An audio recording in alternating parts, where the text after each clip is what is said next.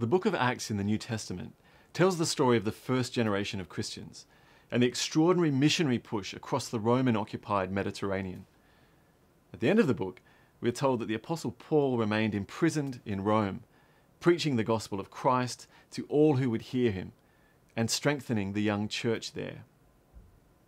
But what happens, you may be wondering, after the book of Acts?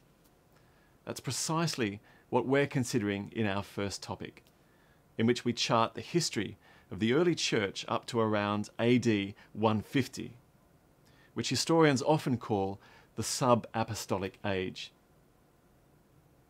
You may be surprised to learn that only a small number of sources have come down to us from this period. In fact, in this topic, we look at fragments of most of those sources, and they're collected together in your new Eusebius textbook. Along the way, we're going to meet some of the towering early leaders and thinkers of the early church. Clement, a bishop in Rome, Ignatius of Antioch, a disciple of the Apostle John, and Polycarp, also a disciple of John. All three men are believed to have been martyred for their Christian faith, a reminder that in these early days it was illegal and often dangerous to be a Christian. We'll also learn about the lives of ordinary Christians, their patterns of worship, their emerging theology, and their exposure to violent persecution and martyrdom.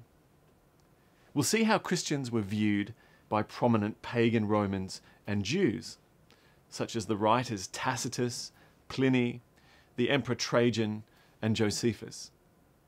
As we look at early historical sources, we'll begin to think about some of the skills of historical analysis. We're also going to consider the world of the early Christians. Early Christianity was shaped profoundly by the culture, politics, beliefs, and art of the Greco-Roman world. Three shaping forces were especially important: the religious nationalism of Judaism, the mindset and laws of the Roman occupying power, and the pervasive influence over dress, speech, and thought of Greek or Hellenistic culture. So, have a look at the discussion questions for this week, located in the reading section below, and keep those discussion questions in mind as you read through the lecture notes and the readings in your two textbooks, Hall's Doctrine and Practice and Stevenson's A New Eusebius. There'll also be plenty of time in this and next week's webinars to discuss some of the nuts and bolts and housekeeping of the course regarding textbooks, assessments, course structure, readings, and online resources.